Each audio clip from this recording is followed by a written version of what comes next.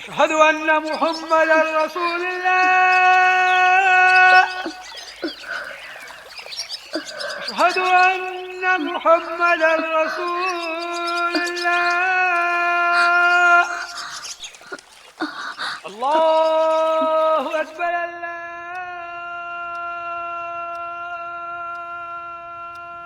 أكبر أشهد أن لا हाँ? ये बच्चा हमरा पास ज्यादा समय नहीं के एकरा बारे में बतावे खातिर।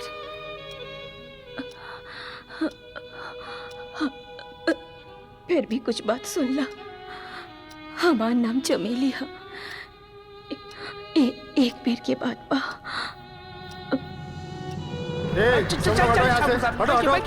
चलो अपने घर चलो चलो चल निकल यहाँ से चल। हमें ठाकुर साहब से मिलने के बाद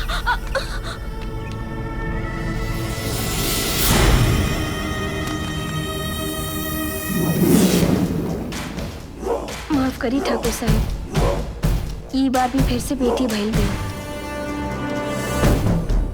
ले जाके एकरा के भी गंगा में बहा था।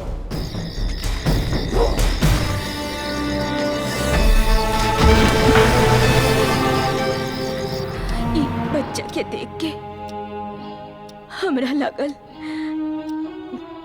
कि जैसे हमार राजा वापस आ गई। बाकी किस्मत के ये मंजूर ना रहे। बहन, तू हमरा से एगो वादा करा कि तू एकरा के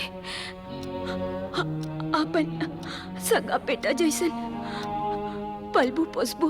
हम तो खुदे बे औलाद रही, बुझाता अल्लाह मियाँ हमार सुन लिहले। आसी ये हमार बेटा और हम एकर माई, और एकर नाम रही राजा। एक नाम राजा ही रखिया,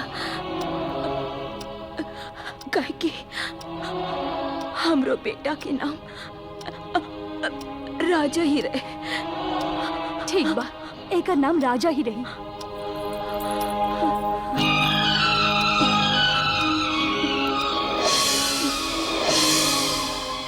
और एगो वादा करा, राजा के ये बात राजा के कब पता न चले। बहन,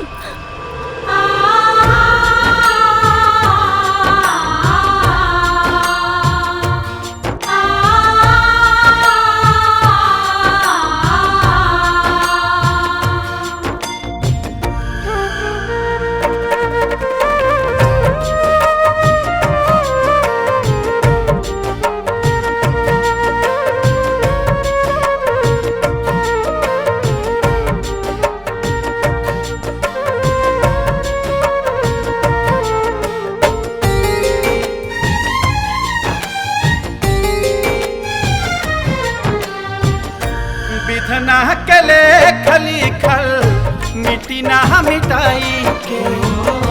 विधना के ले खली खल मिट्टी ना मिटाई के। हो खबे करियू है जे, हो खबे करियू है जे आइल बाली खाई के लेख लिखल मिटी ना मिटाई के विधना के लेख लिखल मिटी ना मिटाई के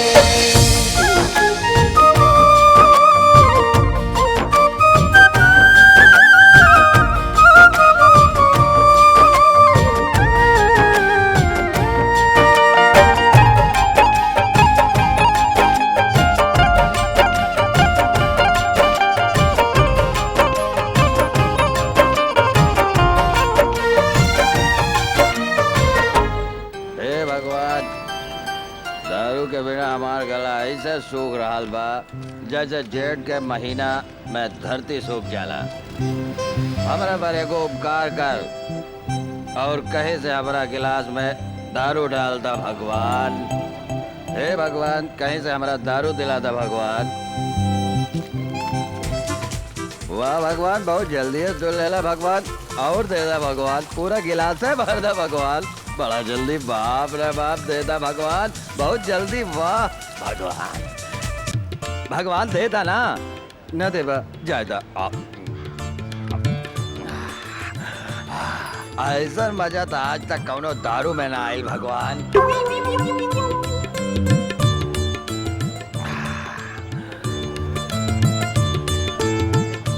भगवान तू आज बहुत जल्दी सुन लेला भगवान।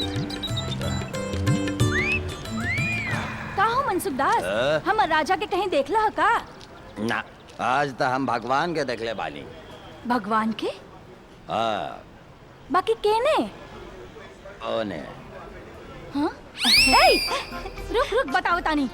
रुका, हमारा हल पानी। रुका से भाग, माई आ गई। हाँ राजा भाग।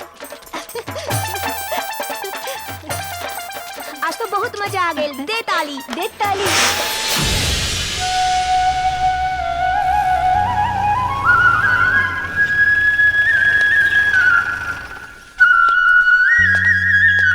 आओ तो क्या अपनी माई से मिलाओ तनी। अरे आओ यार, लजात का हुआ? अच्छा माई, ए माई। हाँ बेटा। ई देख हम के लेके आयल बानी। अरे हमरे बचपन के दोस्त राम भरोसे आजकल ही शहर में रहला और हमनी दोनों मिल के गाड़ी चलावली सन। पाए आगे। जुग जुग जिया बेटा। अच्छा अच्छा, उहे राम भरोसे जे राजा के संगे मिलके सौसे गांव में नाक में दम करत फिरत रहे। बिल्कुल सही पे चलनू माई, उहे राम भरोसे, बहत नाक सरकत पैंट।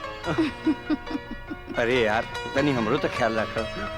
बाकी बेटा, बचपन से गायब भइल जवानी में कहाँ से आ गई?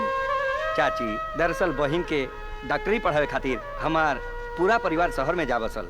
आजकल उहे हमार बहिन डॉक्टर बड़ी। ई तो बड़ा खुशी के बात बा। और एगो दूसर खुशी के बात बा। कौन खुशी माई? हम सोचले बानी कि तुहार बियाह राम बेचन बाबू के बेटी मंतुड़नी के संगे कर देम। मंतुड़नी? ई कैसन नाम हरे? नाम से बुझाता घसकटनी। माई, लड़की तो नाम से घसकटनी बुझातिया। शरीफ घर के लड़की के तू घसकटनी कहत बाड़ा? ए राम भरोसे, समझा दे माई के। हाँ, दोनों आदमी मिलके समझाई। ठीक बा।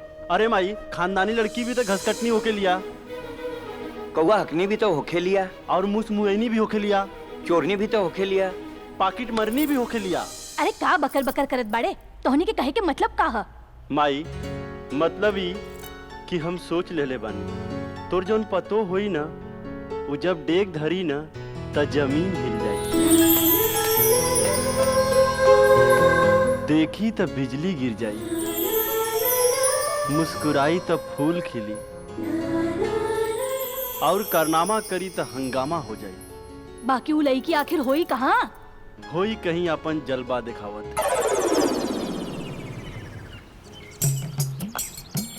यादव जी, बोली पांडे जी, यहाँ हर तरह का मसाज होला। सरसों के तेल से के तीसी के तेल से? अरे महाराज, बुड़बक कई बड़ा का?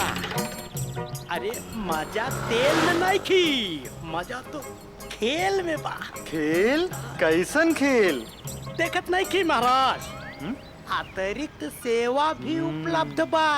तो का विचार बा, ढुकल जाए? और न तो का, गोईठा जैसन सुखल जाई का? चला तो चली। हाँ चला। का रे तोहनी के लाज लगाता मुंह ढाक के आइल बाड़ा सन का लगाता चुप मार दे जे कैला शरम ओकर फूटल करम एकदम सही कहा ताड़ा। ए भैया यहाँ कितना फीस बा? 3000 और 5000। 3000 वाला तीसी के तेल में होई का? अरे यादव जी वही तेलवा पे जाके अटकला। अरे तनी खेल पे अटका। देखी यहाँ 2 प्रकार के मसाज होला। 3000 में धोबिया पछाड़ और 5000 में दे दाना दान। बाकी बाहर बोर्ड पे तो लिखल रही अतिरिक्त सेवा उपलब्ध। वो कौन मसाज है भाई? अरे वो स्पेशल मसाज है। स्पेशल मसाज 9000 दाम है और ताक दिन नाम है। का नाम है? ताक दिन तब बोली कौन मसाज करावे के बा? ताक दिन ना सुन के हमारा भीतरे आहा सुरसरी हो रहल बा। पांडे जी का ई 9000 खींच के हमनी से तबला बजवाई का? अरे हे यादव जी ए जी ताक दिन फाइनल बा। पांडे जी ई रुपया तो बैल खरीदे खातिर है। ए यादव जी बैल के नियर बाहरी खड़ा रहा हम जात है भीतरी ताक दिन कराए। ना हमू कराई। तब माल निकाली माल ई ले जल्दी दे। हैला अरे पूरा माल है ना? गिल्ले हाँ गिल्ले ता एक आदमी दाया वाला केबिन में चल जा और दूसर का आदमी बाया वाला केबिन में चल जा मिजाज बना के।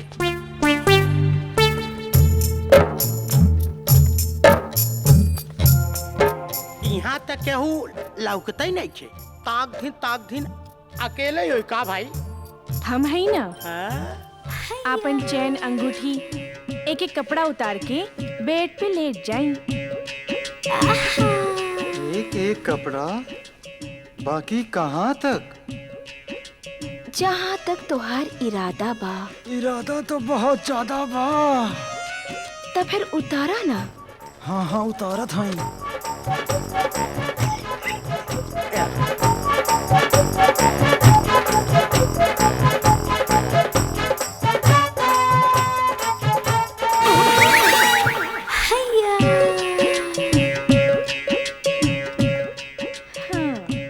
जोबन है जौनपुर कमरिया है काशी कनखी पे कितनन के हो गई फांसी।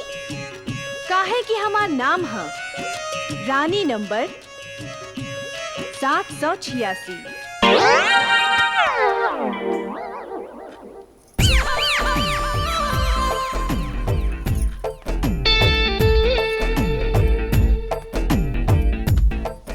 ए तरह लेट बा तब बिहार लुट जाई। जनाब कुछ देर में राउंड एक अंग के मसाज माने की मालिश शुरू हो जाई। बात अतिरिक्त सेवा का भइल रहा। ओ अतिरिक्त सेवा ओहो शुरू होखे वाला बा। पहले रउआ आपन आग बंद करी। हमरा लाज लागेला। अच्छा बा हमारा पहला चांस बा। लाज हमारा लागता। अच्छा हम अपन आग बंद कर लेत बानी। जी हाँ?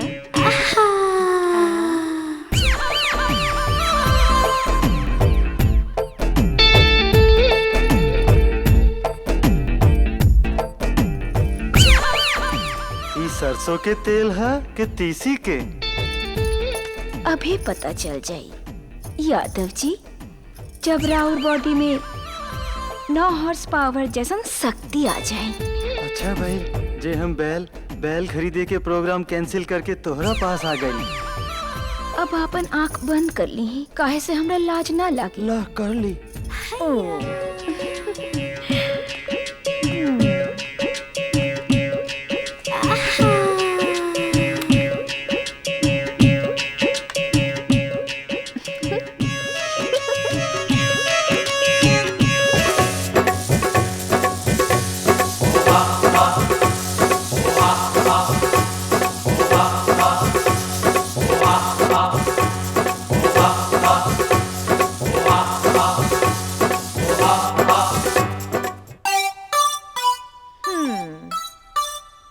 ता जनाब, अब आधा घंटा तक ना हिले के बा ना डुले के बा, ठीक बा? तो हिले डोले का प्रोग्राम कब होई? होई होई जल्दी होई, बस आधा घंटा बाद। ऑल द बेस्ट।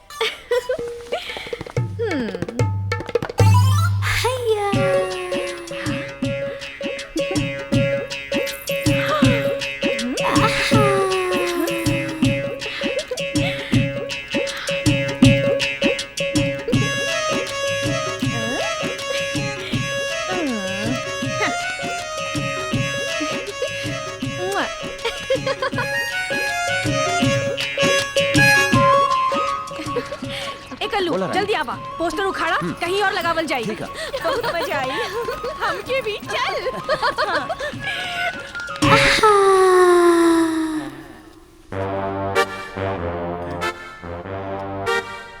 आधा घंटा से ज्यादा भइल, ताक दिन शुरू ना भइल।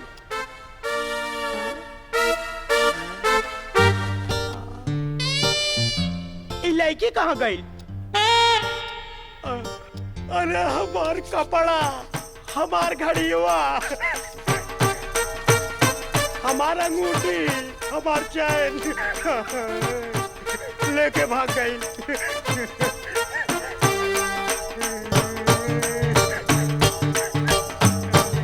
अब जिंदगी में ना मसाज कराऊं। पांडे जी, का यादव जी?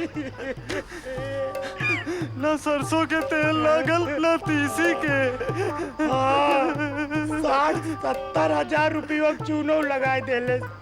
हे भगवान, बाबूजी के का बताऊं, कैसे दिखाऊं? एक ताक दिन ऐसा नहीं होला का? हमने के बुझाते ऐसे नहीं होला। बैल खरीदे निकल रहे, मौका बन गया।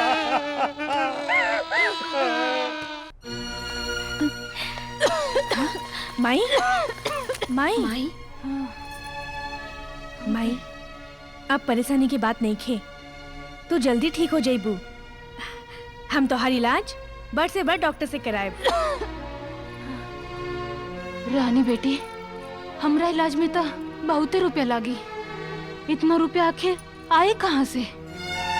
माई, तू रुपया की चिंता बिल्कुल मत करा, हम रुपया के इंतजाम कर चुकल बा। देखा, इतना रुपया आइल कहाँ से? अरे वाह रे भतीजी, इतना रुपया में तो तुहार ढेला 3 महीना तक दारू में डुबकी लगा सकेले, बुझली? हम कहत आनी ये पैसा वापस दे दो, ई माई के इलाज खातिर है। अरे भतीजी, बूढ़ पुरानिया है ना, टीने ही लोटा के जैसन होला, जो उम्र के झटका से पिचक जाला, और पिचका लोटा के सोच करे में खर्च करे से का फायदा वाला? बस चाचा, हमारे माई के बारे में कुछ मत बोलो, चुपचाप रुपये वापस कर दो। दो। अच्छा, सालिम मातारी की बड़ी चिंता बात हो रहा के, और चाचा के दारू पिए की चिंता नहीं के? चाचा, तोहार दारू से ज्यादा जरूरी हमार माई के इलाज बा। बिल्कुल ना, 3 दिन से एक गुट खातिर हम तरस रहल बानी, ऐसे ना हमें पैसा बिल्कुल ना दे, और हम तो जा रहल बा दारू पिए। चाचा, तू ये पैसा नहीं लेके जा सकत, हम इज्जत से कह रहल बानी, पैसा हमरे हाथ में रखा। एक बात कान खोल के सुन लो, जैसे हम कहता नहीं वैसे करो, ना तो माँ बेटी दोनों घर से निकल जा। ये रुपया दे दा चाचा। एकदम ना, ये रुपया हम लेके छोड़े। तुम्हारी मजाक। कहता नहीं, दे रुपया। अरे ये बुढ़िया चल। चाचा, माई,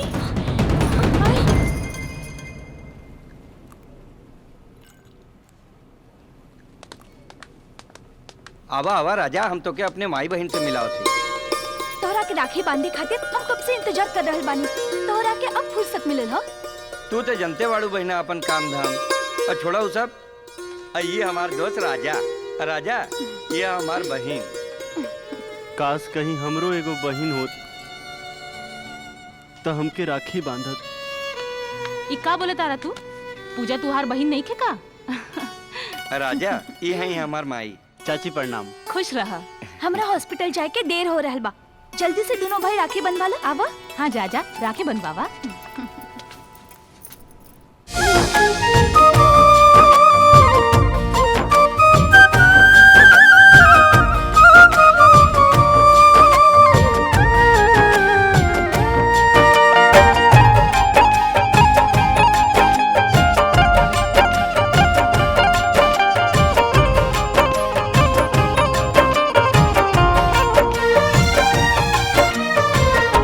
अखिया के सोझा होके भी काहे के हुआ अपन पहचान न पावे।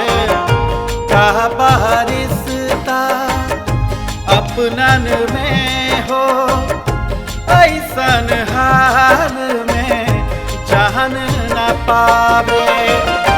लागेला दूर अपन हो लागेला दूर अपन नियरा भी आई के विधना के ड्यूटी के देर हो रहल बा। मिटी ना मिटाई के विधना के लेख लिखल मिटी ना मिटाई के।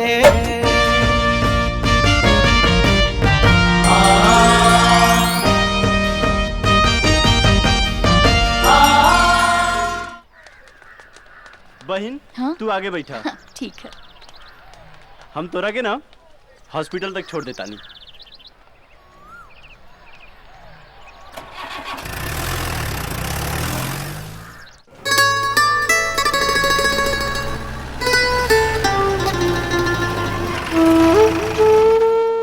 बहन इतना जरूर ध्यान रखिया, तू खाली मुटका के ही ना, आज से हमार भी बहन बाड़ू। जरूर, आज से हमार दूधू को भाई। अच्छा अब हम चले तानी। ठीक बा।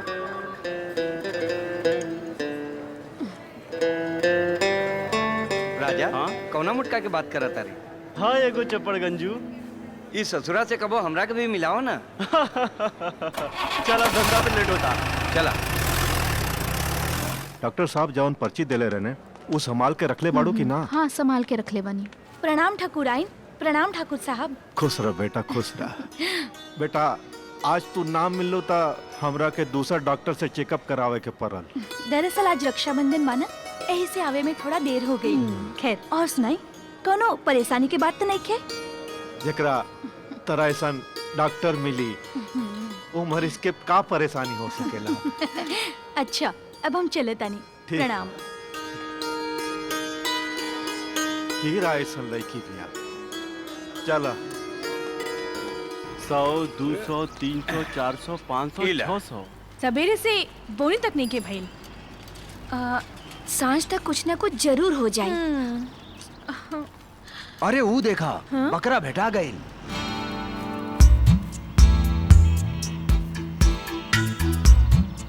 पैसा तो हम जाता नहीं, तू लोग पीछे आवा। हाँ? ले।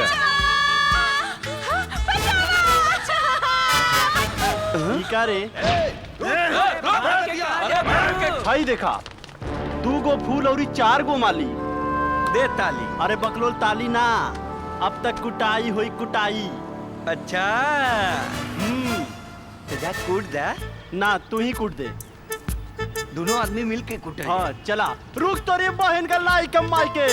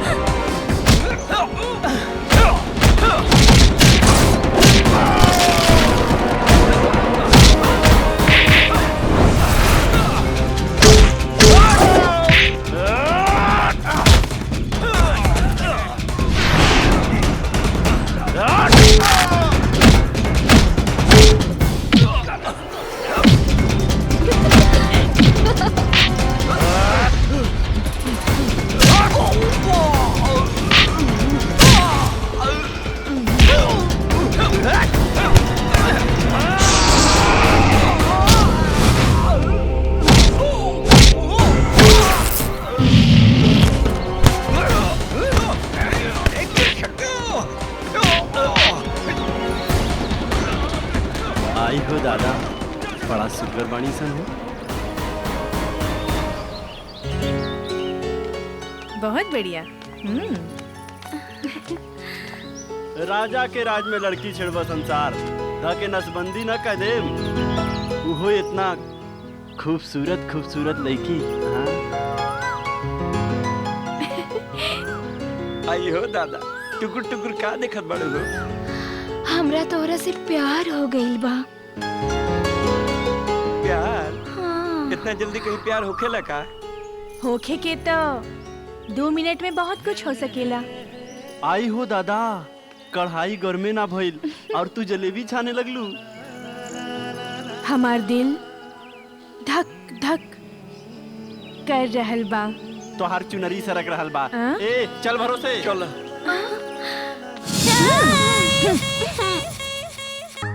हमर दिलवा करता आवा बैठा।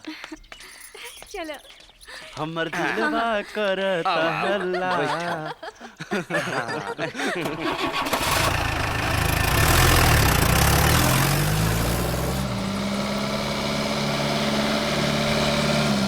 रुको रुको रुको रुको। एजा रुको। राजा, हाँ इहा हमार बंगला। हे भगवान, ई बंगला ह की बंगाल? आवा ना, भीतर आवा। ना आज ना, आज थोड़ा जल्दी बा, फिर कब हो? बाकी अगली बार जरूर आई हो। हाँ अब हम चले तानी। बाय। टाटा टाटा टाटा टाटा टाटा टाटा टाटा। हे कैली सन, आज हनी के चक्कर में यार ना। हाँ हमार घड़ी। और यार हाँ हमरो घड़ी। हाँ हाँ घड़ी अंगूठी पर सब गायब। हमरो सब भैया गायब। समझ गई नी, वो छौड़ी सन हमनी के प्यार के चटनी चटा के खुद मलाई मार के चल गए इंसान। अरे भैया यही तो देखो, दोनों लड़की सबके बेवकूफी जात जात अपन बंगलवो दिखा दिलस। तो चल ढूक के उन्हीं के पकड़ के हाँ अपन भैया। सामान ले ले जा। चलाओ तो चला। ए कहाँ घुसल आवत है? और ए भैया, अब वहाँ दूगो लड़की अंदरवा गईली ना, हमनी के उन्हीं से मिले के बाद। दूगो लड़की? अरे भैया ये बंगला 2 साल से बंद बा। का? ये बंगला के मालिक पूरा परिवार से नेपाल में रहेला। हम यहाँ चौकीदारी करतनी। अच्छा तो अब समझ में आइल कि वो दोनों छौड़ी सन बार बार चुनरी का सरकावत रहली। अपन दुचल्ला दिखा के हमने सबके गल्ला साफ कर देली सन। खैर कब्बो मिलिहन दोनों सन ना तो पटाक के ले लेवल जाई। कब्बो न कब्बो कहीं न कहीं तब भेटैबा करिहन सन। ऐसन सुशील और होनार लड़की कहीं न मिली बहन जी। घर में डेग पड़ते ही धन के बरसात होखे लागी। ऐसे तो हम कहतानी कि दोनों में से जौन पसंद आवे ओकरा अपन बहू बना ली।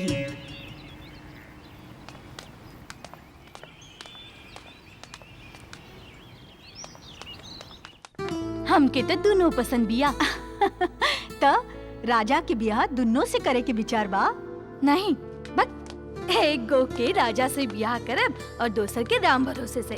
ल चर्चा होते ही दोनों हाजिर। काहे मुंह लटकल बा बेटा? तू ही बोल दा। ना तू बोला। तो ठीक बा, दोनों आदमी मिल के बोलल जाई। माई आज हमनी के दूगो कलमुही मिल रहली सन। कलमुही? दोनों झाड़ पोछ के ले गईली। माने?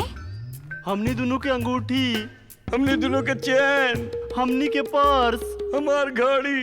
वो दोनों मुझौसिन के ना भला ना होई। अरे बेटा वो मुझौसी के चर्चा छोड़। हम तोहनी दोनों के ब्याह ऐसा लड़कियन से तय करे जा रहल जे साक्षात लक्ष्मी बिया लक्ष्मी। हाँ, घर में डेग पड़ते ही धन की बरसात होके लगी। अच्छा? हाँ, ये देख ओकनी के फोटो। हाँ हाँ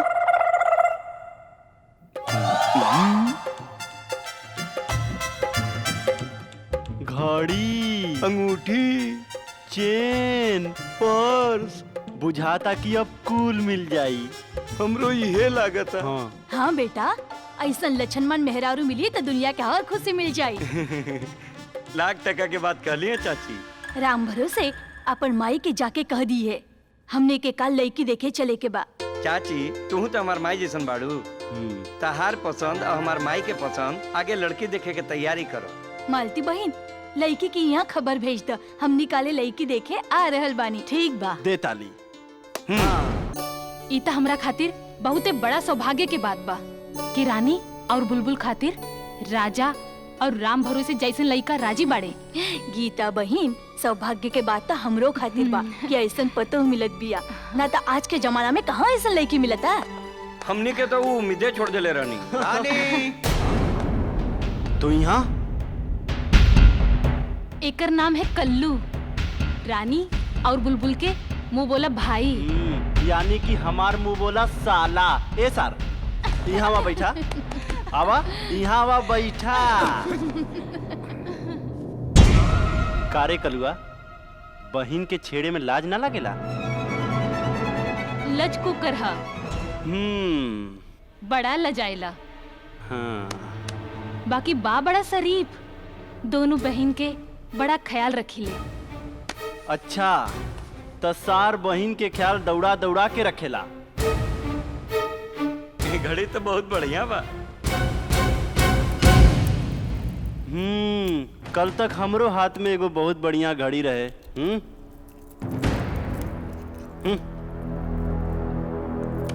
अंगूठी भी रहल।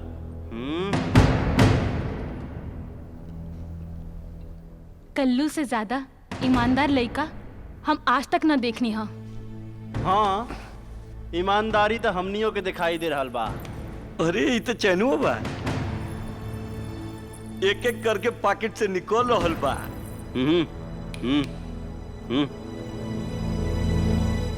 चाची, हाँ तय लड़कियन के तो बुलावा। हाँ हाँ बुला रहल बानी। रानी बुलबुल बेटा जल्दी आवा।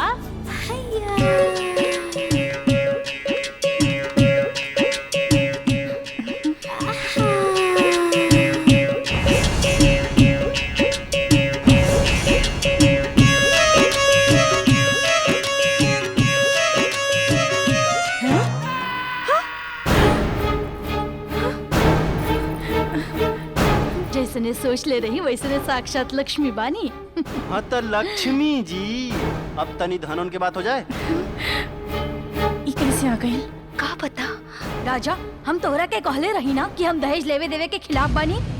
अरे माई, जब बियाह करे के सवाले नहीं के तो दहेज लेवे के सवाल कहाँ से आ गई?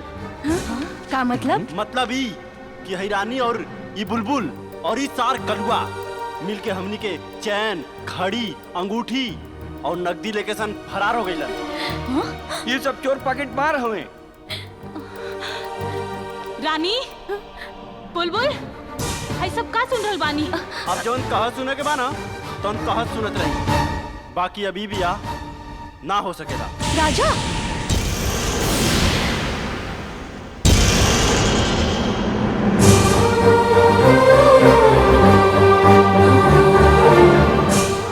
राजा राजा हमार बात तो सुनो। राजा राजा हमार बात तो सुनो। ई तो सुन ला क्यों काम करे के पीछे हमार कवन मजबूरी रहे। फिर हो नया नाटक। नाटक ना सच्चाई है। हमने के बाबूजी बचपन में ही दुनिया से गुजर गए। बीमार माँ के इलाज और घर की पूरा जिम्मेवारी हम दोनों बहन पे आ गई। ऊपर से चाचा के दारू के पैसा के इंतजाम भी। हम जहाँ जहाँ काम मांगे गई नहीं, लोग हमनी की नाजायज फायदा उठावे की कोशिश कैले।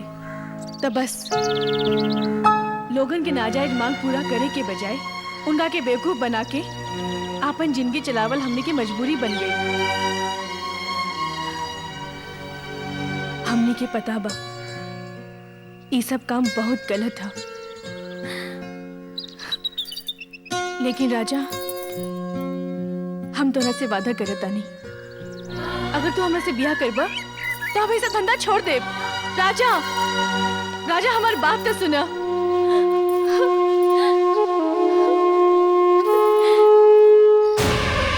फोटो में ठाकुर साहब के लॉकेट बा, ठीक से लौका था देख।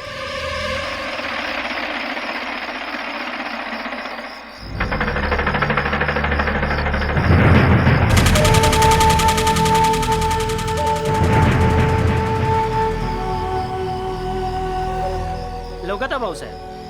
तब बूझ ले, बिल्कुल हूबहू ऐसने लॉकेट बने के चाहिए प्लान के मुताबिक। बिल्कुल बन जाई। बस काम अच्छा होए के चाहिए। ई रख एडवांस, बाकी काम भेला के बाद।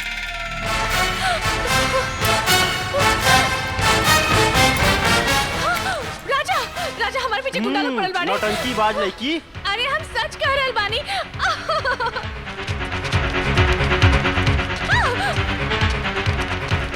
ए भाई ईमानदारी से छेड़ा। हाँ एकदम पूरा ईमानदारी से। आप देखा हम कैसे बेईमानी से छेड़ा था। हाँ जा छेड़ा।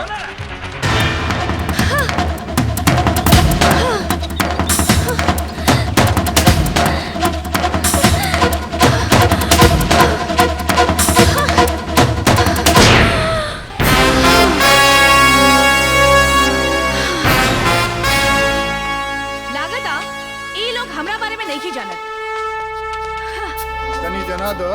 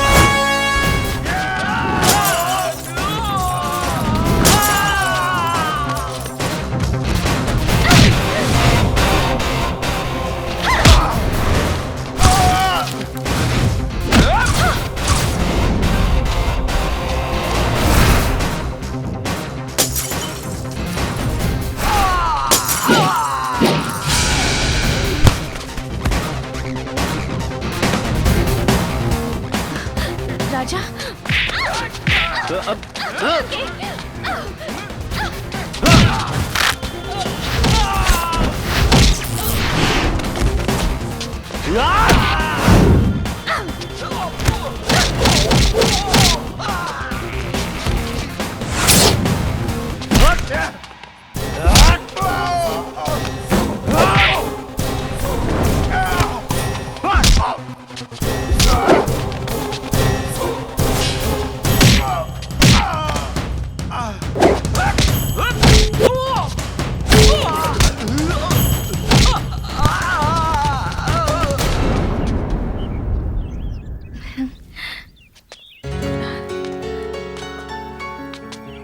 थैंक यू राजा। हमरा के मालूम रहे कि तोहरा के हमरा ऊपर विश्वास न होई। बाकी आज हम कसम खा के कहता नहीं, हमार कोनो भी कसूर ना रहे। हमरा मालूम बा कि आज तू बेकसूर भी बाड़ू और मजबूर भी।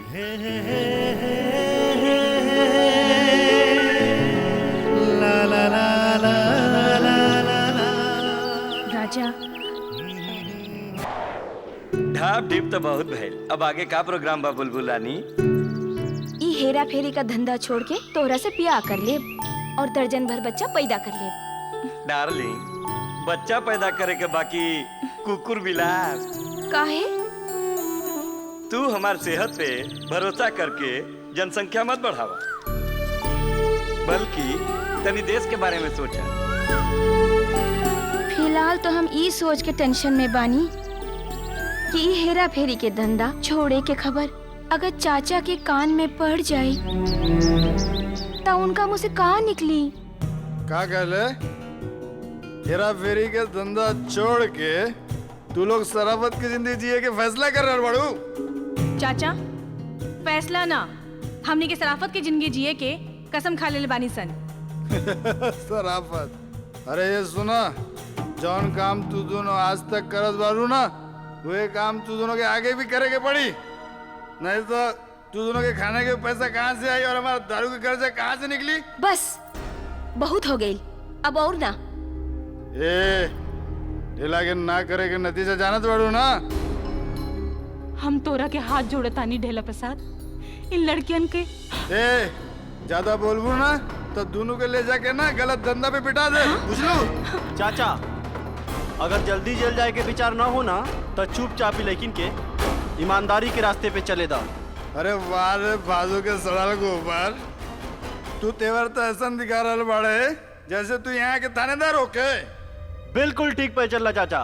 हम अगला हफ्ता ही ना यहाँ के थानेदार के पोस्ट पे ज्वाइन हो रहल बानी। ये कहाँ बोले तेरे? कहाँ पता? और हम असरदार के पोस्ट पर। असरदार? थानेदार तो देख ले सुन ले बानी। ये असरदार के नया कौन पोस्ट है भाई? ये नया पोस्ट आइल बा। असरदार के गुटाई के असर इंसान के 108 हड्डी पे होला। कहा? हाँ, उठात बैठात हिला टोला तोहारे के हड्डी ऐसे चरमराई जैसे जेठ के दोपहरिया में रखल खटिया चरमराला। चार चार। हाँ। अरे बाप रे, ये सरदार के पोस्ट तबा बड़ा पावरफुल लागता हो। सावित्री, सावित्री, सावित्री! अरे का बात है? का भाई? सावित्री, हमरा सीना में बहुत दर्द हो रहल बा। हमरा के चक्कर आ रहल बा। हमरा आँखी के सामने अंधेरा छा रहल बा। देखी रहुआ, रहुआ चिंता मत करी, अभी रहुआ का हॉस्पिटल लेके चलता नहीं। अरे अरे ये तो बेहोश हो गए। ए धुरंधर, धुरंधर! मालकिन धुरंधर बाबू बाहर गिल बानी। देखो बोला जल्दी से ड्राइवर से कह के आ गाड़ी निकलवावा। ठाकुर साहब को हॉस्पिटल लेके जाएगा।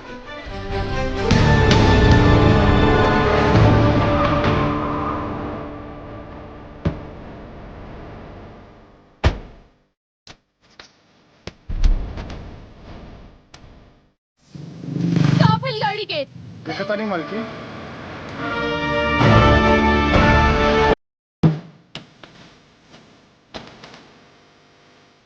अरे का हो गई? मालकिन गाड़ी खराब हो गई। हे भगवान, अब का हुई?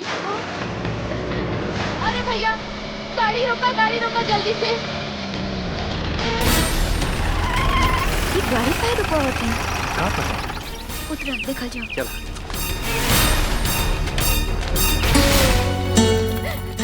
अरे का बात बा माजी? अरे बेटा, हमार पति के अचानक तबीयत खराब हो गई बाटे। अब तो बेहोश भी बड़े हो और अचानक गाड़ी खराब हो गई। बेटा हमरा के जल्दी से हॉस्पिटल पहुंचा दा। तू टेंशन मत ला, हम अब करा के हॉस्पिटल पहुंचा तनी। भरोसे आवता। घबराई मत, सब ठीक हो जाए।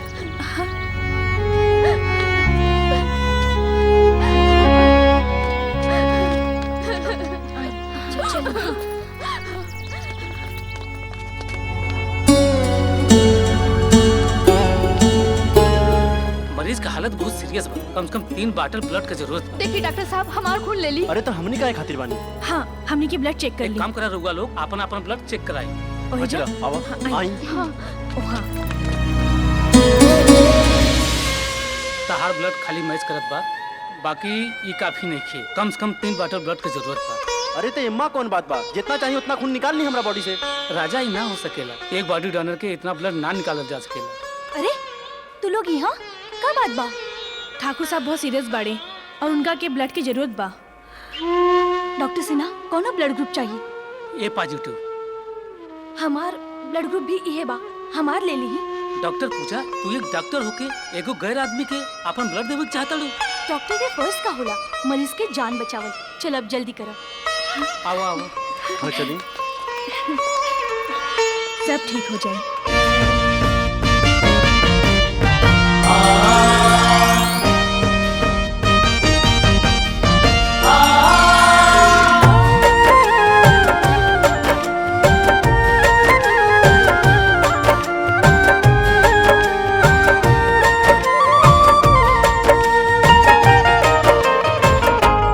अपन खून भी पहचाने ना, कैसन का संजोग ई बाटे। कुछ ऐसन एहसास भी होला, जाने कैसन वियोग ई बाटे। समझ न पावे केहू, समझ न पावे केहू भेद गहराई के।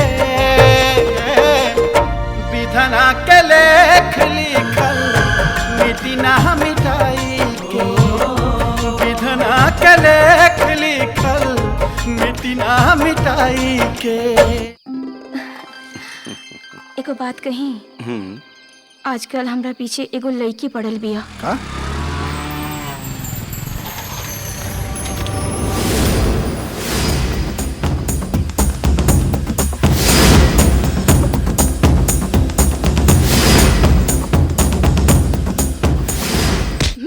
चल उठ।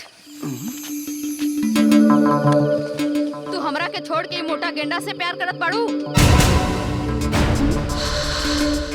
क्या वे मोटे, तेरे शरीर में इतने छेद करेंगे ना कि पता भी नहीं चलेगा कि धुआं कहाँ कहाँ से निकल रहा है और पेट कहाँ कहाँ से झड़ रहा है। समझा कि नहीं? चल हट। तू चल मेरे साथ। का जमाना आ गई, लड़की लड़की से प्यार कर रहा बा। भगवान जाने का होई। अरे फेंक। इला लिपस्टिक, स्नो पाउडर ले ला, क्रीम ले ला। अरे का टंच माल बारे। अरे बाप, चला माल बारे चूस लिया जाए। चला यार।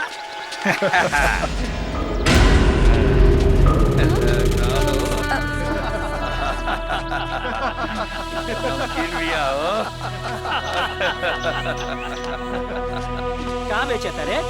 लिपस्टिक। अरे तनी हमके भी लगाई दे लिपस्टिक। चला एक लिपस्टिक चूस लिया जाए।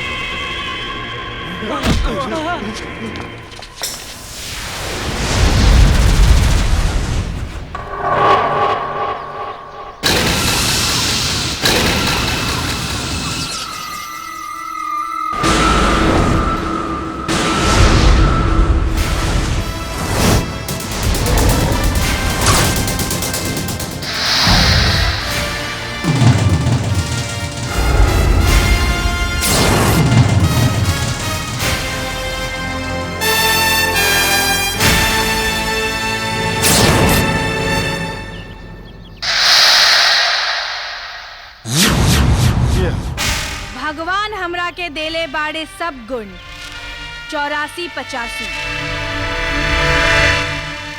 हम हैं खुदा के बंदी, नाम है हमार रानी नंबर 786।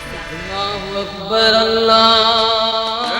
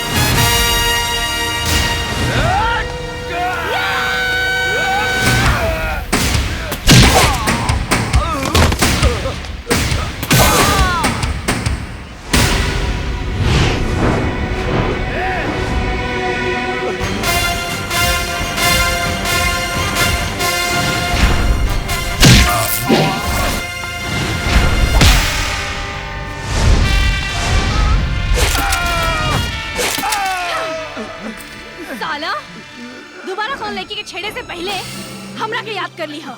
काहे कि हमरा से जे टकराला वो हमेशा खातिर खत्म हो जा।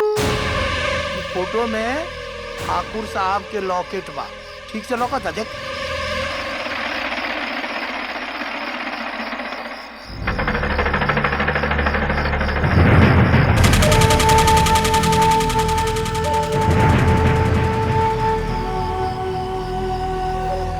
लौकता बाबू साहब। तब बूझ ले, बिल्कुल हूबहू ऐसने लॉकेट बने के चाहिए प्लान के मुताबिक। बिल्कुल बन जाई। बस काम अच्छा हो के चाहिए। ई रख एडवांस, बाकी काम भेला के बाद।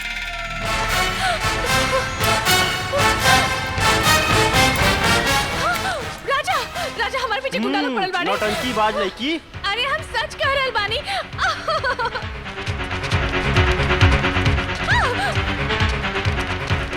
ए भाई ईमानदारी से छेड़ा। हाँ एकदम पूरा ईमानदारी से। आप देखा हम कैसे बेईमानी से छेड़ा था। हाँ जा छेड़ा।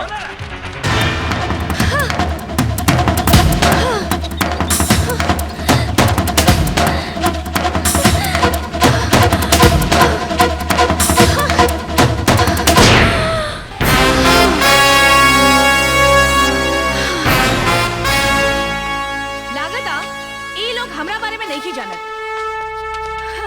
तनी जना दो।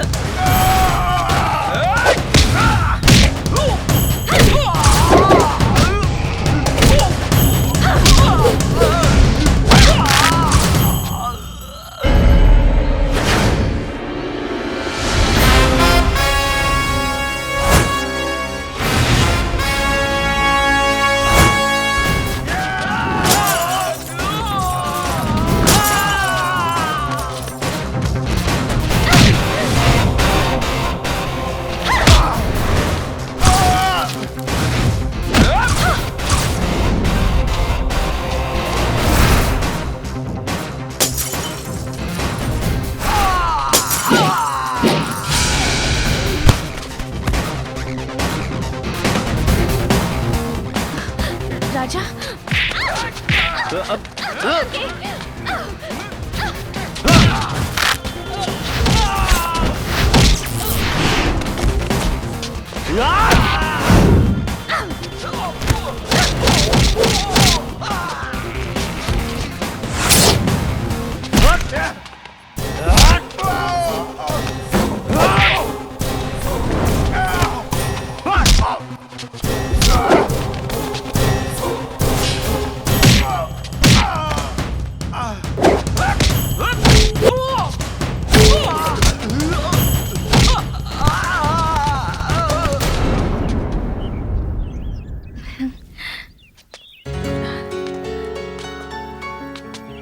थैंक यू राजा। हमरा के मालूम रहे कि तोहरा के हमरा ऊपर विश्वास न होई। बाकी आज हम कसम खा के कहतानी हमार कोनो भी कसूर ना रहे। हमरा मालूम बा कि आज तू बेकसूर भी बाड़ू और मजबूर भी।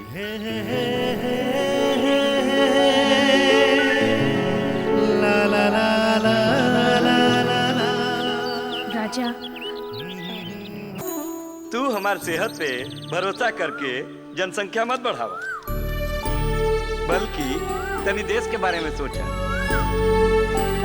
फिलहाल तो हम ई सोच के टेंशन में बानी कि ई हेरा फेरी के धंधा छोड़े के खबर अगर चाचा के कान में पड़ जाए तो उनका मुंह से कहाँ निकली। का कहले? हेरा फेरी के धंधा छोड़ के तू लोग शराफत की जिंदगी जिए के फैसला कर रहे बाड़ू। चाचा फैसला ना, हमनी के शराफत की जिंदगी जिए के कसम खा ले बानी सन। शराफत? अरे ये सुना, जौन काम तू दोनों आज तक करत बारू ना, वो काम तू दोनों के आगे भी करे के पड़ी, नहीं तो तू दोनों के खाने के पैसा कहाँ से आई और हमारा दारू के कर्जा कहाँ से निकली? बस बहुत हो गई, अब और ना। ढीला के ना करे के नतीजा जानत बाड़ू ना। हम तोरा के हाथ जोड़तानी ढेला प्रसाद, इन लड़कियन के। ज्यादा बोलबू ना तो दोनों के ले जाके ना गलत धंधा पे बिठा दे, बुझलू? चाचा अगर जल्दी जेल जाए के विचार ना हो ना तो चुपचाप ही लेकिन के ईमानदारी के रास्ते पे चले दा। अरे वाह रे बाजू के सड़ल गोबर, तू तेवर तो ऐसा दिखा रहा बाड़े जैसे तू यहाँ के थानेदार हो के। बिल्कुल ठीक पे चल रहा चाचा, हम अगला हफ्ता ही ना यहाँ के थानेदार के पोस्ट पे ज्वाइन हो रहल बानी। ये कहाँ बोले तारे? कहाँ पता? और हम असरदार के पोस्ट पर। असरदार? थानेदार तो देख ले सुन ले बानी, ये असरदार के नया कौन पोस्ट है भाई? ये नया पोस्ट आइल बा। असरदार के गुटाई के असर इंसान के 108 हड्डी पे होला। कहा? हाँ, उठात बैठात हिला टोला तोहार एक हड्डी ऐसे चरमराई जैसे जेठ के दोपहरिया में रखल खटिया चरमराला। चार चार। हाँ। अरे बाप रे, ये सरदार के पोस्ट तो बा बड़ा पावरफुल लागता हो। सावित्री, सावित्री, सावित्री! अरे का बात है? का भाई? सावित्री, हमरा सीना में बहुत दर्द हो रहल बा, हमरा के चक्कर आ रहल बा, हमरा आँखी के सामने अंधेरा छा रहल बा। देखी रहुआ चिंता मत करी, अभी रहुआ का हॉस्पिटल लेके चलत नहीं। अरे अरे तो बेहोश हो गइलन। ए धुरंधर, धुरंधर! मालकिन धुरंधर बाबू बाहर गिल बानी। देखो बोला जल्दी से ड्राइवर से कह के आ गाड़ी निकलवावा, ठाकुर साहब के हॉस्पिटल लेके जाएगा।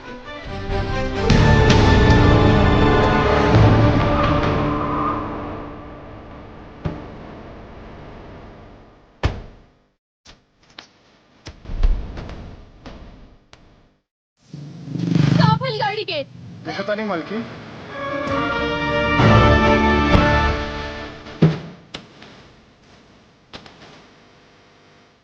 अरे क्या हो गई? मालकिन गाड़ी खराब हो गई। हे भगवान, अब क्या हुई? अरे भैया गाड़ी रोका जल्दी से। ये गाड़ी काहे रुकावत है? क्या पता? उतरा देखा जाओ। चल।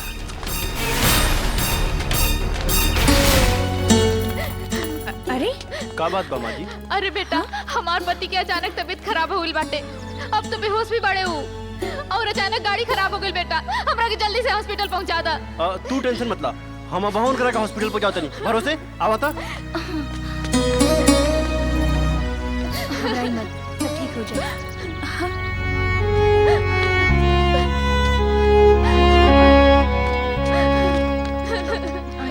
चलो।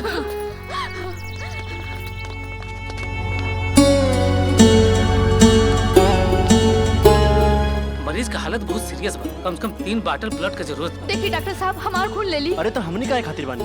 हाँ, हमने की ब्लड चेक कर ली। काम करा रहुआ लोग अपन अपन ब्लड चेक कराई। अच्छा आवा। आई। हाँ। तहार ब्लड खाली मैच करत बा, बाकी ये काफी नहीं खे, कम से कम 3 बॉटल ब्लड की जरूरत बा। अरे तो इम्मा कौन बात बा, जितना चाहिए उतना खून निकाल ली हमरा बॉडी से। राजा ही ना हो सकेला, एक बॉडी डोनर के इतना ब्लड ना निकालल जा सकेला। अरे तू लोग यहाँ का बात बा? ठाकुर साहब बहुत सीरियस बाड़े और उनका के ब्लड की जरूरत बा। डॉक्टर सिन्हा, कौन ब्लड ग्रुप चाहिए? ए पॉजिटिव। हमार ब्लड ग्रुप भी इहे बा, हमार ले ली। डॉक्टर पूछा, तू एक डॉक्टर होके एगो गैर आदमी के अपन ब्लड देवे चाहता लो? डॉक्टर के फर्स्ट का होला मरीज के जान बचावल। चल अब जल्दी करो। आओ आओ। हाँ चलिए। सब ठीक हो जाए।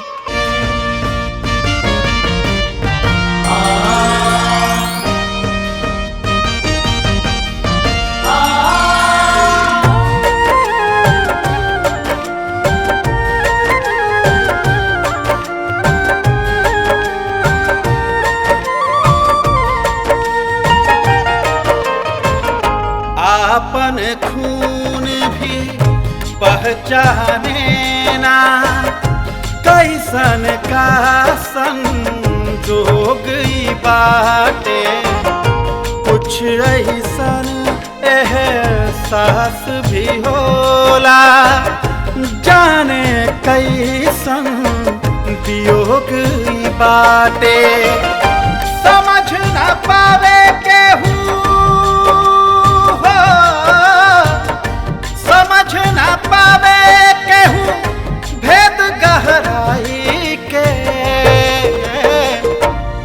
विधना के लेख लिखल मिटी ना मिटाई के विधना के लेख लिखल मिटी ना मिटाई के। एगो बात कही, आजकल हमरा पीछे एगो लड़की पड़ल बिया। का?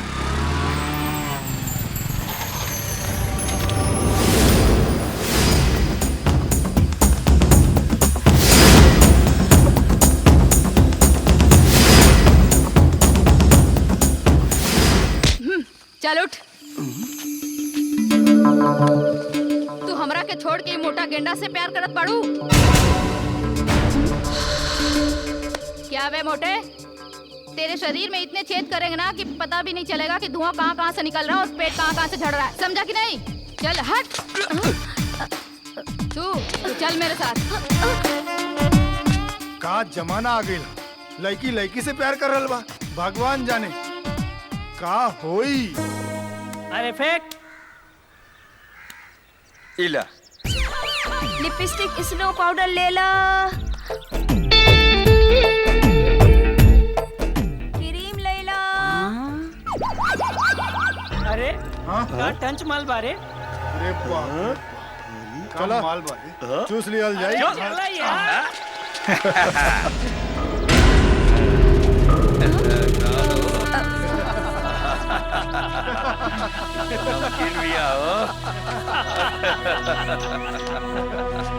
कहाँ बेचे तारे? लिपस्टिक। अरे तनी हमके भी लगाई दे लिपस्टिक। चला एक लिपस्टिक चूस लिया जाए।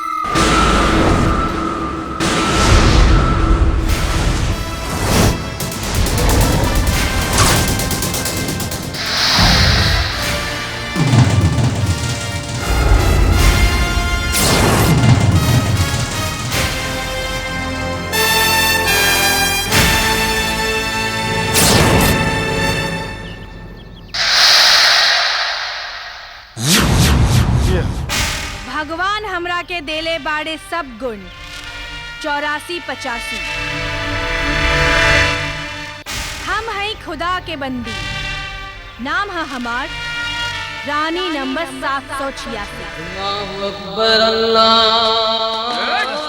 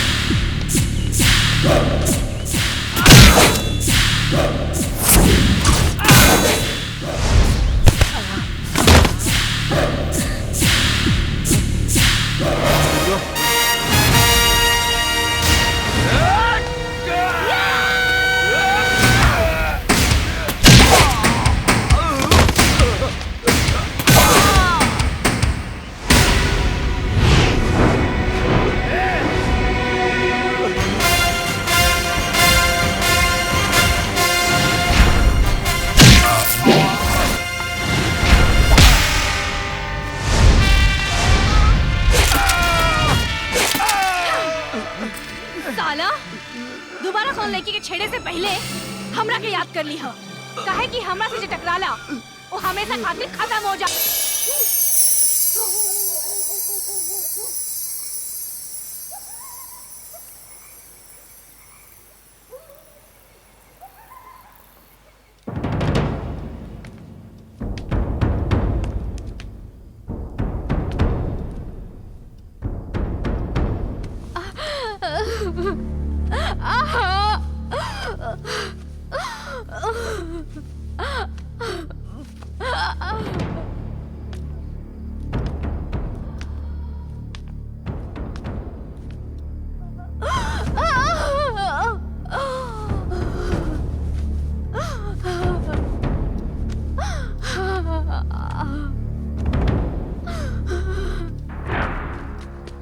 अरे ठकुराइन अंदर दर्द से तड़प रहल बिया।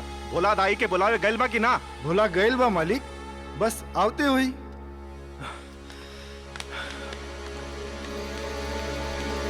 सुखिया, ए सुखिया। का बात बा भोला भैया? का भइल? जल्दी चलो, ठाकुर साहब के यहाँ बुलावा बा। ठाकुर साहब के यहाँ बुलावा बा? काहे खातिर? ठाकुराइन के बच्चा पैदा होके बा। ठाकुराइन के बच्चा होके वाला बा? का भइल? ठाकुर साहब बेटी भइल ह। हमरा के बेटी के शक्ल नहीं के देखे के। ले जाके एकरा के भी गंगा में बहा दो। ना ठाकुर साहब ना, हम ये पाप नहीं कर सकत। एकरा के हम खुदे पाले आपन बेटी बना के। ठीक बा, वो गाड़ी में चल के बैठी, हम एकरा घर में रख के आवतानी। ठीक बा, जल्दी आवो। हाँ ठीक बा। पूजा, ए पूजा। हाँ माई। लो भाई के संभाला, ध्यान रखियो। हम एगो जरूरी काम से जातानी, जल्दी आ जाइब। हाँ ठीक बा। कहाँ जा रहल बाड़े सुखिया? अरे चमेली, ठाकुर साहब के हवेली जातानी। जाने तारू, ठकुराइन के बच्चा होके वाला बा। देख सुखिया, हमरा पैसा के बड़ा जरूरत बा। ऐसे ही काम तू हमरा के करे दे, तोहरा के हमरा ऊपर बड़ा एहसान होई। अरे चमेली, कोनो बात नहीं खे। हम ऐसे करे तानी, ठाकुर साहब के आदमी से कह देतानी कि हमार तबीयत कुछ ठीक नहीं खिलाकता, चमेली के ले जाई। चला।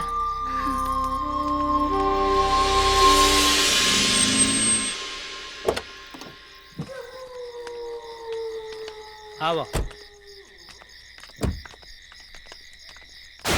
हाँ चला अंदर। प्रणाम ठाकुर साहब। सुखिया ना आइल? ओकर तबीयत खराब बा ठाकुर साहब। तू के बाड़? तोरा के पहले भी कहीं देख ले बानी? ठाकुर साहब रास्ते पैरे में कहीं देख ली होगी। रुका। इला। ये का ठाकुर साहब, अभी तो बेटा भी पैदा ना भइल और ये बख्शिश पहले ही मिल रहल बा।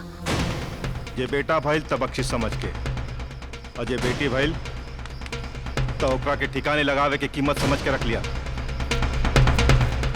जाओ।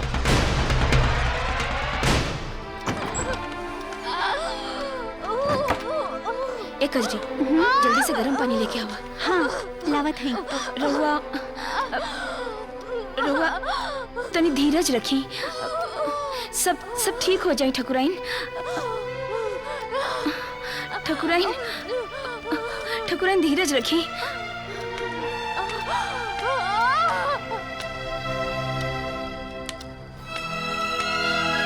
ठकुराइन थोड़ा जोर लगाई। ठकुराइन, ठकुराइन थोड़ा जोर लगाई।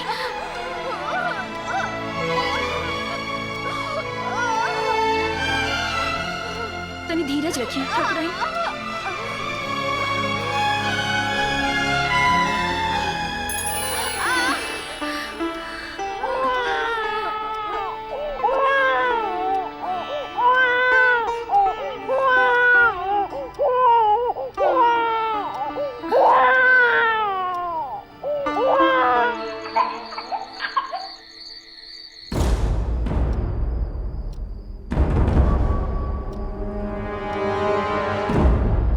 राजा बेटा, चल जा जल्दी, ना तो स्कूल के लिए देर हो जाए।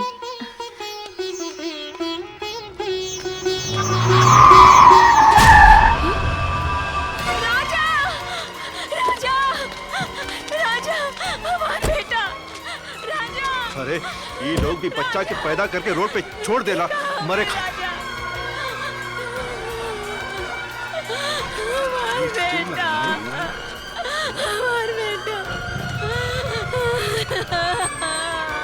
ऐसे बच्चा के अकेले नहीं छोड़ने की चाहिए, साथ में लेके चले की चाहिए ना।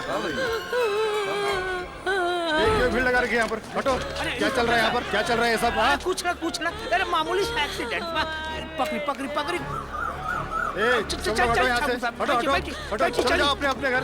चलो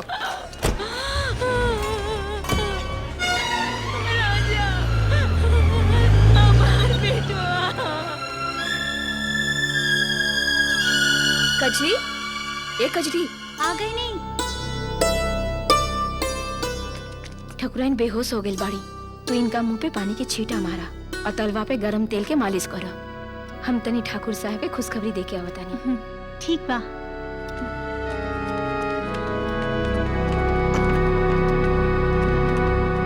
बोला। माफ करी ठाकुर साहब, ई बार भी फिर से बेटी भइल भी। ले जाके एकरा के भी गंगा में बहा था।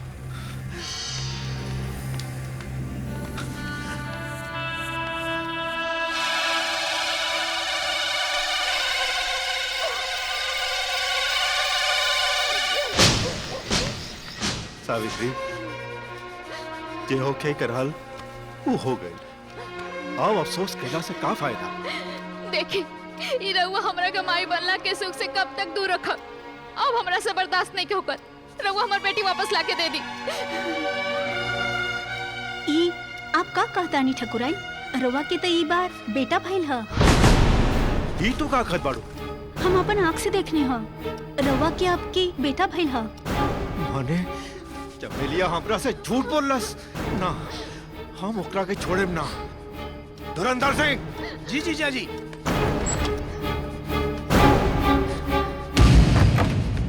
देखा का बात है ठाकुर साहब?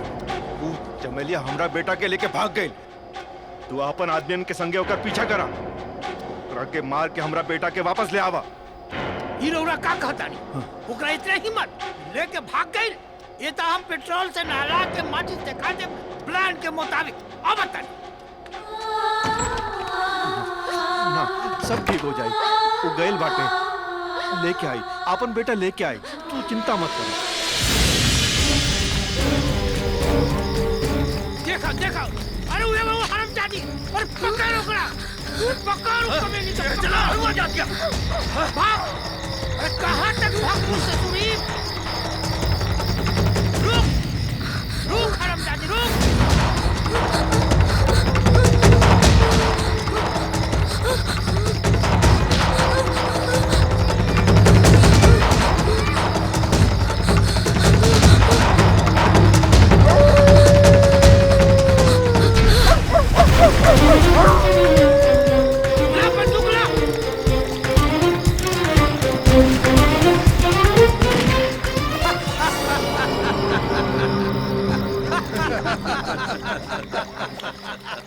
रास्ता साफ हो गई प्लान के मुताबिक।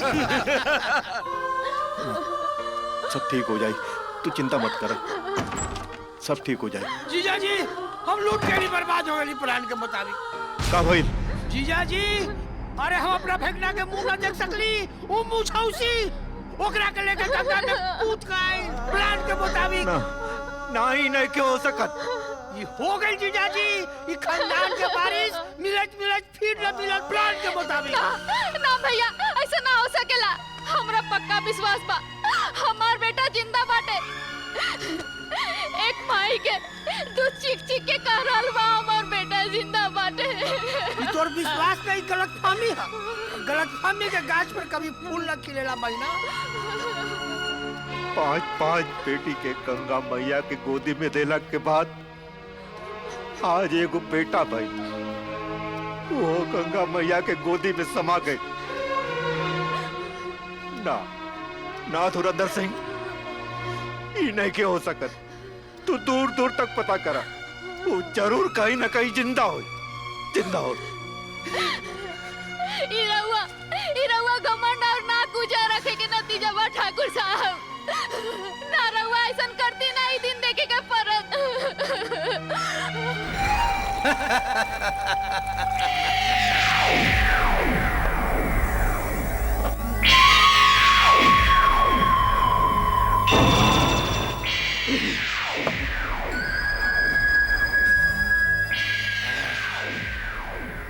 जीजा जी के जायदाद जल्दी हमार मुट्ठी में हुई। काहे कि प्लान के मुताबिक आई खानदान के बारिश के हमेशा के लिए गंगा जी के हवाले कर चुकल वाली। प्लान के मुताबिक।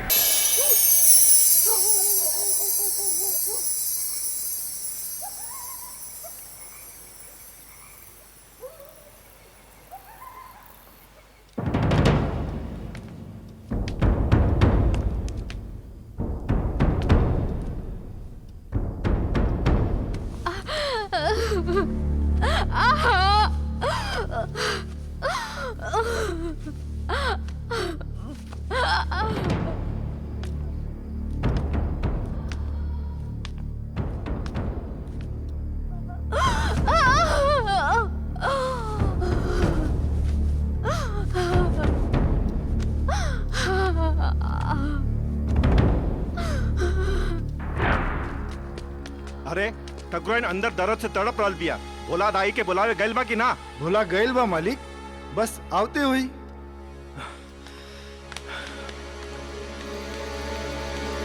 सुखिया, ए सुखिया। का बात बा भोला भैया? का भइल? जल्दी चलो, ठाकुर साहब के यहाँ बुलावा बा। ठाकुर साहब के यहाँ बुलावा बा? काहे खातिर? ठकुराइन के बच्चा पैदा होके बा। ठाकुराइन के बच्चा होके वाला बा? का भइल? ठाकुर साहब बेटी भइल ह। हमरा के बेटी के शक्ल नहीं के देखे के। ले जाके एकरा के भी गंगा में बहा दो। ना ठाकुर साहब ना, हम ये पाप नहीं कर सकत। एकरा के हम खुदे पाले आपन बेटी बना के। ठीक बा, रउआ गाड़ी में चल के बैठी, हम एकरा घर में रख के आवतानी। ठीक बा, जल्दी आवो। हाँ ठीक बा। पूजा, ए पूजा। हाँ माई। लो भाई के संभाला, ध्यान रखिए।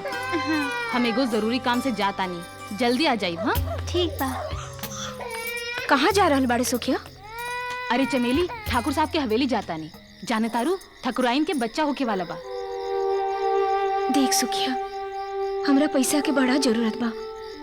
ऐसे ही काम तू हमरा के करे दे, तोहरा के हमरा ऊपर बड़ा एहसान होई। अरे चमेली, कोनो बात नहीं खे। हम ऐसा करे तानी, ठाकुर साहब के आदमी से कह देतानी कि हमार तबीयत कुछ ठीक नहीं खिलाकता, चमेली के ले जाई। चला।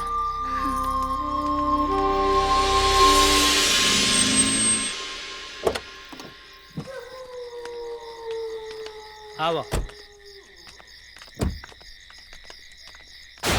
हाँ चला अंदर। प्रणाम ठाकुर साहब। सुखिया ना आइल? ओकर तबीयत खराब बा ठाकुर साहब। तू के बाड़ू? तोरा के पहले भी कहीं देख ले बानी? ठाकुर साहब रास्ते पैरे में कहीं देख ली होगी। रुका। इला। ये का ठाकुर साहब, अभी तो बेटा भी पैदा ना भइल और ये बख्शिश पहले ही मिल रहल बा। जे बेटा भइल तब बख्शिश समझ के, और जे बेटी भइल तो ओकरा के ठिकाने लगावे के कीमत समझ के रख लिया। जाओ।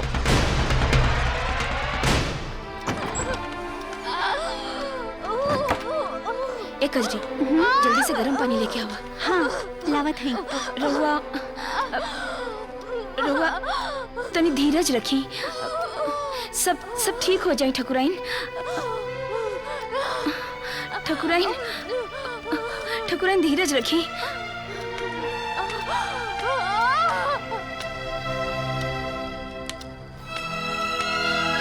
ठकुराइन थोड़ा जोर लगाई। ठकुराइन, ठकुराइन थोड़ा जोर लगाई।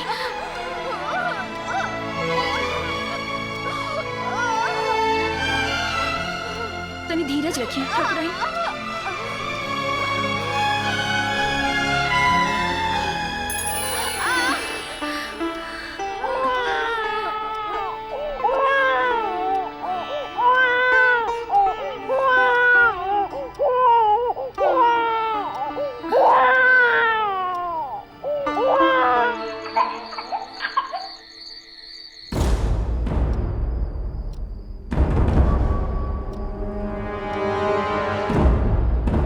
जा बेटा, चल जा जल्दी, ना तो स्कूल के लिए देर हो जाए।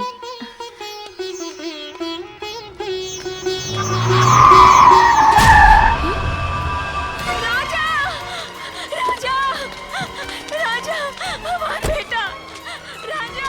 अरे ये लोग भी बच्चा के पैदा करके रोड पे छोड़ देला मरे खा। बेटा, हमारा बेटा। ऐसे बच्चा के अकेले नहीं छोड़ने की चाहिए, साथ में लेके चले की चाहिए ना। ये भीड़ लगा रखी है यहाँ पर, हटो। क्या चल रहा है यहाँ पर, क्या चल रहा है ये सब? कुछ ना अरे मामूली सा एक्सीडेंट पकड़ी पकड़ी पकड़ी। चल हटो यहाँ से, हटो हटो हटो, चलो जाओ अपने अपने घर, चलो चलो।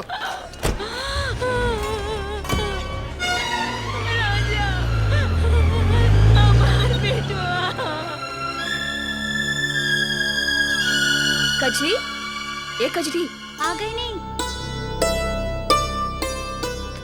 ठकुराइन बेहोश हो गई बाड़ी, तो इनका मुंह पे पानी के छींटा मारा और तलवा पे गरम तेल के मालिश करा। हम तनी ठाकुर साहब के खुशखबरी दे के आवतानी। ठीक बा।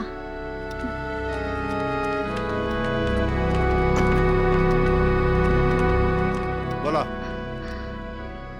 माफ करी ठाकुर साहब, ई बार भी फिर से बेटी भइल बिया। ले जाके एकरा के भी गंगा में बहा था।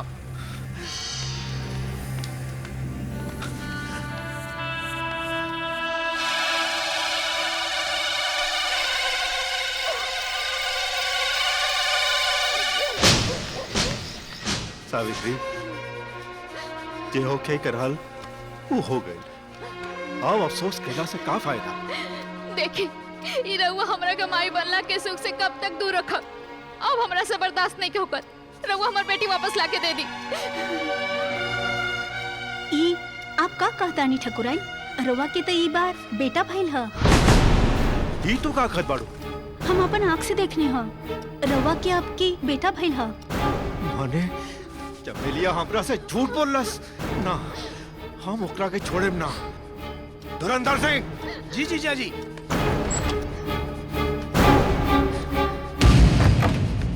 देखा का बात है ठाकुर साहब? तू चमेलिया हमरा बेटा के लेके भाग गई, तू अपन आदमियन के संगे होकर पीछा करा, ओकरा के मार के हमरा बेटा के वापस ले आवा।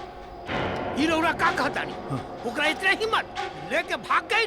ये तो हम पेट्रोल से नहला के माचिस दिखा दे प्लान के मुताबिक। अब बताइए। ना सब ठीक हो जाए, वो गैल बाटे लेके आई, अपन बेटा लेके आई, तू चिंता मत कर।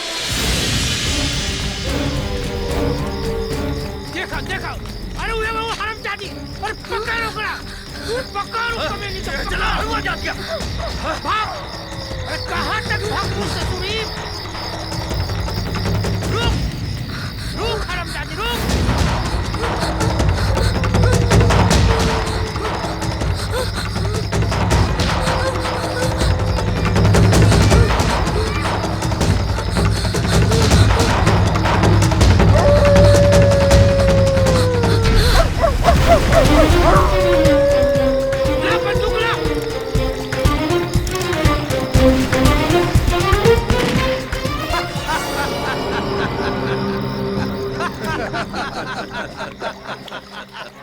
रास्ता साफ हो गई प्लान के मुताबिक।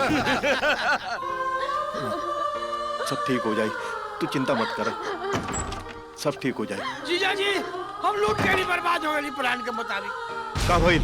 जीजा जी, अरे हम अपना फेंकना के मुंह ना देख सकली, वो मुंह छौसी ओकरा के लेके गंगा में कूद गई प्लान के मुताबिक।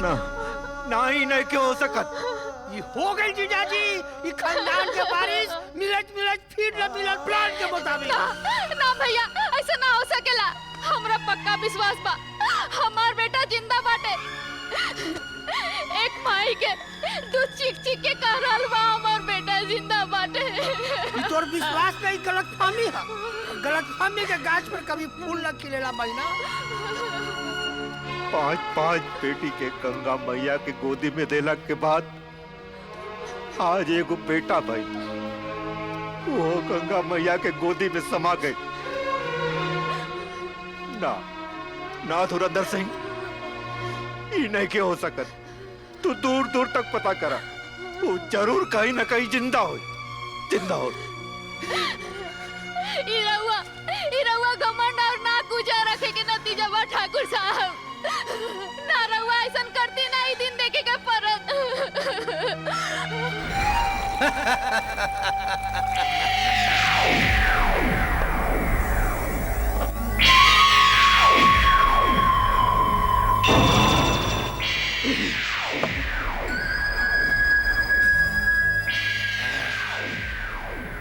जीजा जी के जायदाद जल्दी हमार मुट्ठी में हुई।